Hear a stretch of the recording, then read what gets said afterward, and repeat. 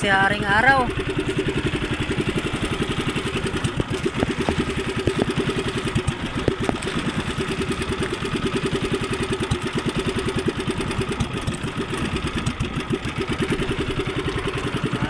Solo-solo lang muna tayo mga idol, no?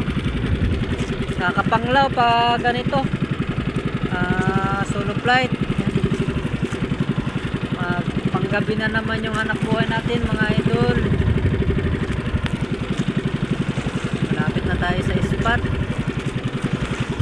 Bali kasi mga idol, no, wala na tayo sa isdang batuhan kasi palipas na po, wala na rin namang kain. Kumain yung mga isdang bato. Dito muna tayo sa panggabi pa buraw-buraw. Mga kasama natin mga idol nasa Pacific na sila. Bali kasi hindi ako sumama sa Pacific, dito lang din po ako. Sa Pacific po ay maganda po talaga sa Pacific, jakpatan din kasi may mga tuna, malalaki yung tayo ay alanganin na rin. Hindi na ako nakapag-prepare ng mga gamit ko din. Idol, no? Abang-abang na lang po mamaya, sana makarami tayo at naway pagpalain tayo ng ating mahal na Panginoon. Bigyan tayo ng pagpapala niya, no? Palubog ng araw mga idol.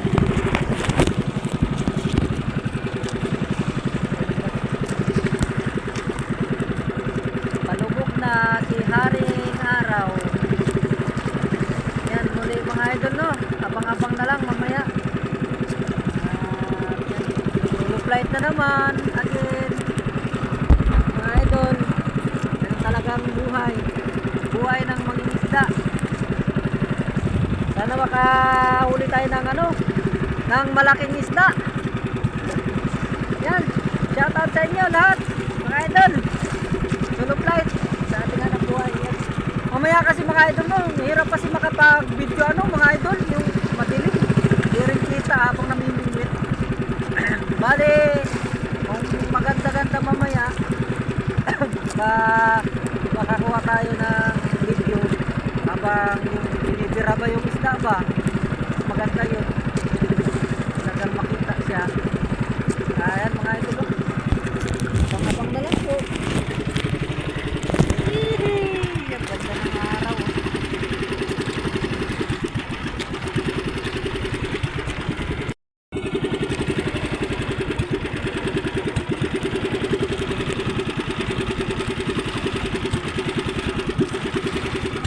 Ganda po mga idol, pag ganito lang lagi ang panahon, no, maganda talaga.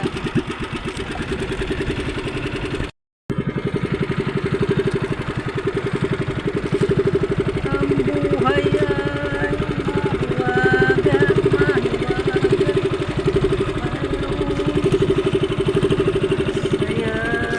sa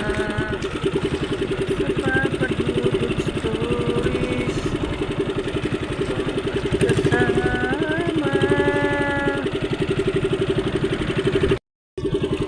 Yan, lubog na si Haring Araw mga idol. Yan. Tayo naman ay patuloy sa papaandar sa ating makina patungo sa ating direksyon, sa ating spot. Idol, no? Pagpalain tayo ng buong may kapal. Ayun na si Haring Araw mga idol. Bali naman mga idol, medyo malapit na tayo sa spot natin, sana talaga si Haring Araw. Yan. Tayo solo flight. Mapanglaw ho pag ganitong walang kasabay-sabay na bangka. Aray ko. Yan po mga idol, sana'y makadami. Yeah. Woo. Thank you.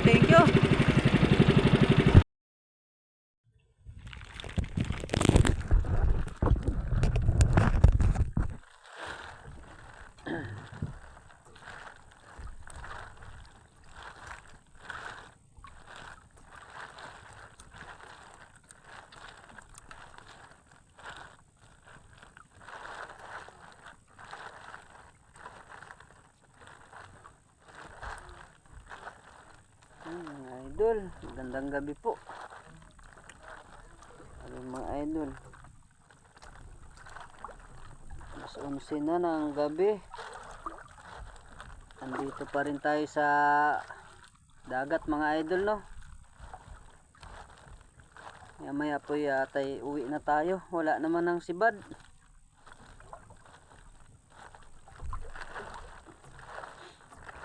Nakakaantok na rin mga idol.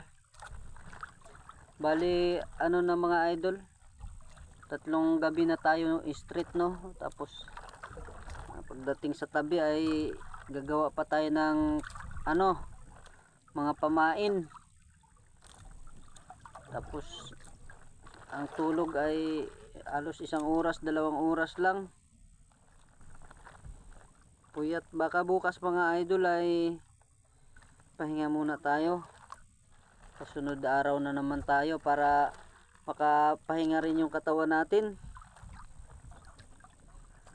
Kasi 3 sunod ng gabi, 3 sunod na gabi na tayo straight.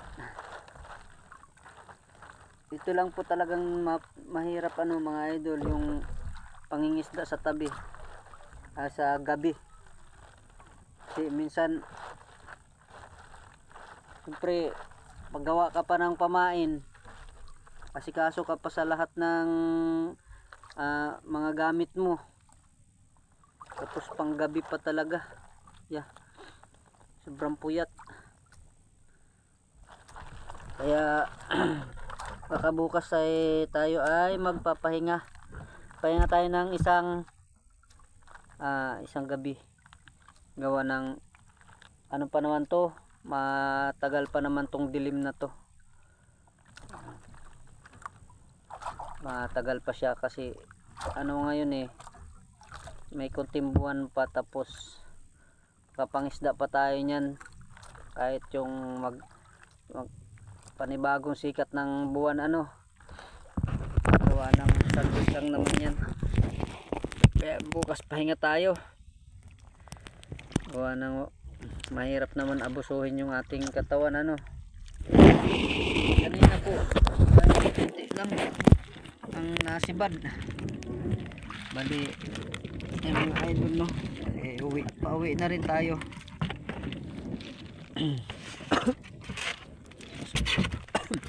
Mas marami yung huli ko kagabi, yung nakaraang gabi. Siguro ito mga 3 kilo, 2 kilo siguro mahigit, mga 3 kilo. Yung mga idol, no. Pauwi na rin tayo. Gawa ng ganun din tatagal tayo dito sa laot ay kuan. Wala din kain, pupuyat lang tayo. Bukas po ay hindi tayo lalaot, pahinga tayo. Mahirap mag-abuso sa katawan kasi baka magkasakit naman tayo.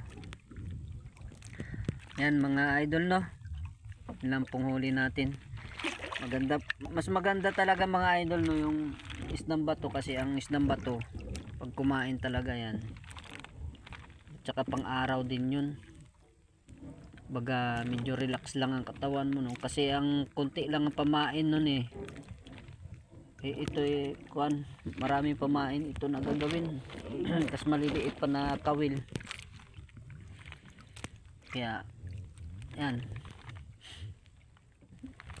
wala tayong magawa ng kuan itong hanap buhay natin.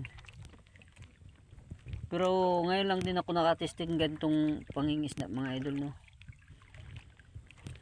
habang nag-aantay tayo doon sa mga buya, yung mga tirahin ng isda doon sa amin, mga tirahan. Baka mga Mayo pa pwede na tayo hindi magganito. Ganda sana mga idol, no, kasi itong mga huli ko malalaki. Kaso lang, yun nga lang, hindi sila na paspas talaga ng kain.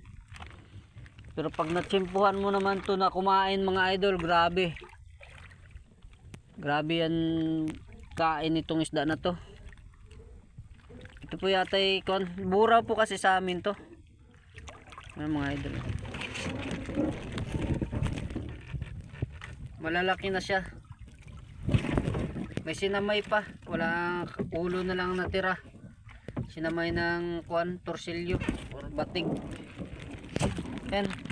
Hanggang dito na lang mga idol, no. Maraming salamat po sa inyong mga suporta. At sunod iba na naman ang diskarte. Tapos sunod next year, balik na naman tayo ng isang bato, gawa ng kuan yan, season kasi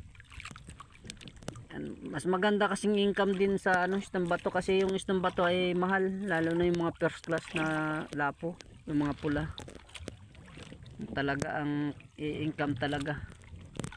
Gawa ng minsan na dito nadayo kami isang gabi diyan kami dudunggo, tapos dito lang kami sa gilid ng bangka natutulog sa kuan, sa buhanginan. May mga sapin lang kami, mga trapal para pag umulan. Maganda po pag naka yung dayo, kasi halimbawa sa unang araw wala kang swerte, tapos kinabukasan na isang araw ka pa, yun, makabawi ka talaga. Kaya mahaba-habang adventure pa natin to mga idol, kasi hanap buhay natin ganito. Marami pa po kayo mapapanood sa amin, at yung malaking isda mahuli natin.